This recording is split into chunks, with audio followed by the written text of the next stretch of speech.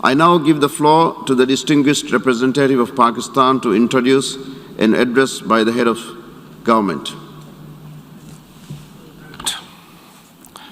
Mr. President, I have the great honor to introduce a recorded statement by His Excellency Mr. Imran Khan, the Prime Minister of the Islamic Republic of Pakistan. Mr. President, I congratulate you on assuming the presidency of the 76th session of the General Assembly. Mr. President, Islamophobia is another pernicious phenomenon that we all need to collectively combat. In the aftermath of the 9/11 terrorist attacks, terrorism has been associated with Islam by some quarters. This has increased the tendency of right-wing, xenophobic and violent nationalists, extremists and terrorist groups to target Muslims. The UN Global Counter-Terrorism Strategy has recognized these emerging threats. We hope the Secretary General's report will focus on these new threats of terrorism posed by Islamophobes and right-wing extremists. I call on the Secretary General to convene a global dialogue on countering the rise of Islamophobia.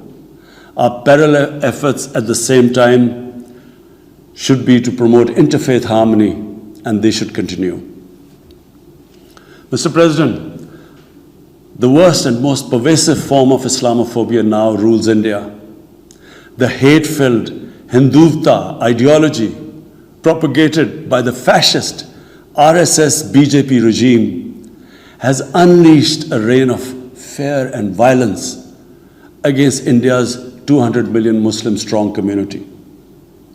Mob lynching by cow vigilantes, frequent pogroms such as the one in New Delhi last year, discriminatory citizenship laws to purge India of Muslims, and a campaign to destroy mosques across India and obliterate its Muslim heritage and history are all part of this criminal enterprise.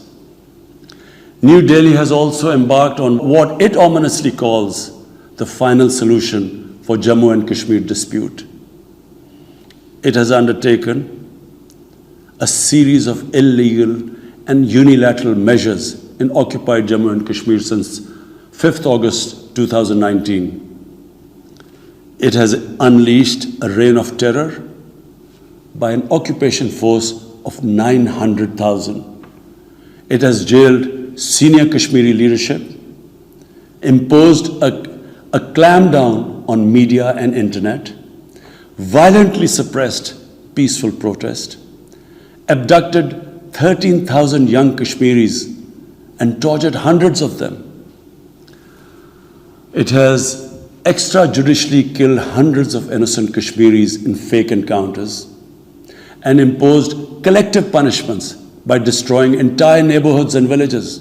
We had unveiled a detailed dossier on gross and systematic violations of human rights by the Indian security forces in occupied Jammu and Kashmir.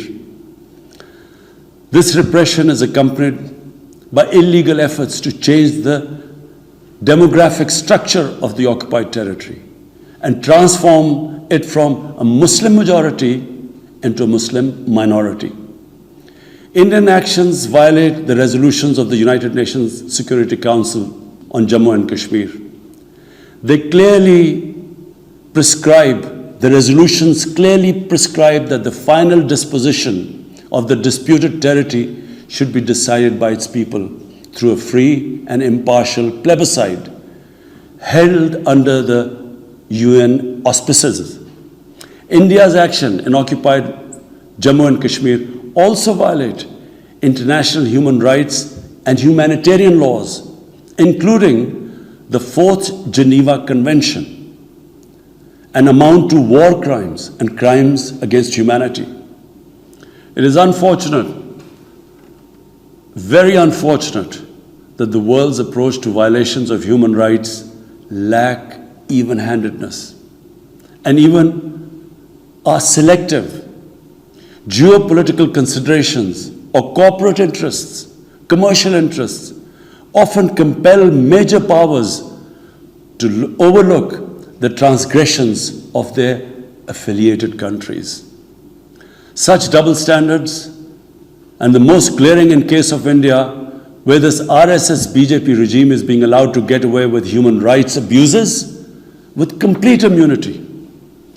The most recent example of Indian barbarity was the forcible snatching of the mortal remains of the great Kashmiri leader, Sayyid Ali Shah Gilani, from his family, denying him a proper Islamic funeral and burial in accordance with his wishes and the Muslim tradition. Devoid of any legal or moral sanction, this action has been against the basic norms of human decency. I call on this General Assembly to demand that Sayyid Gilani's mortal remains be allowed to be buried in the cemetery of martyrs with the appropriate Islamic rites. Mr. President, Pakistan desires peace with India as with all its neighbors.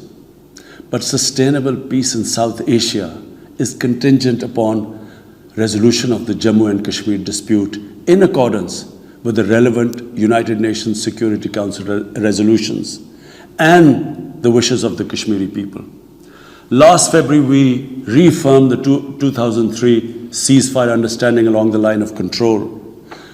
The hope was that it would lead to a rethink of the strategy in Delhi.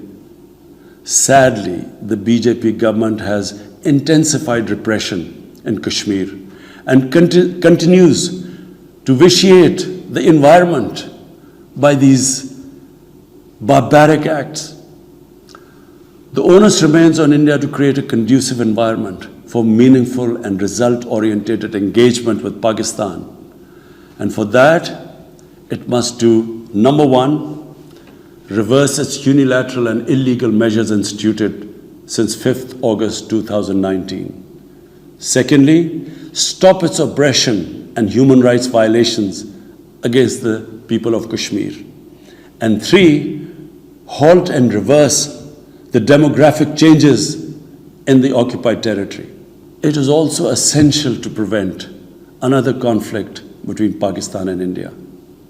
India's military buildup, development of advanced nuclear weapons, and acquisition of destabilizing conventional capabilities can erode mutual deterrence between the two countries. Dear colleagues, excellencies, before we conclude this session of the general debate, I would like to tell you that one delegation has requested to exercise the right of reply. I would like to remind members that statements made in exercise of the right of reply are limited to 10 minutes for the first intervention and 5 minutes for the second intervention, and that delegations must take the floor from their seats. I now give the floor to the representative of India.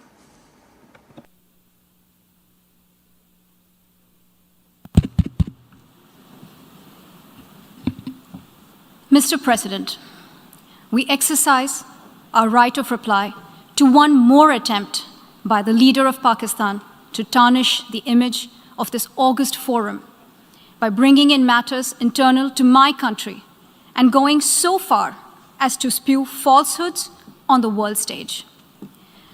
While such statements deserve our collective contempt and sympathy for the mindset of the person who utters falsehood repeatedly, I am taking the floor to set the record straight.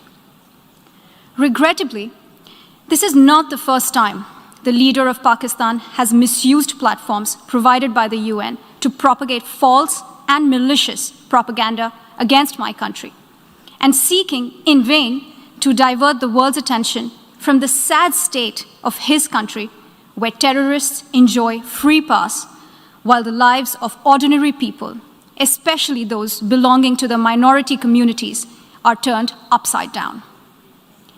Mr. President, member states are aware that Pakistan has an established history and policy of harboring, aiding, and actively supporting terrorists.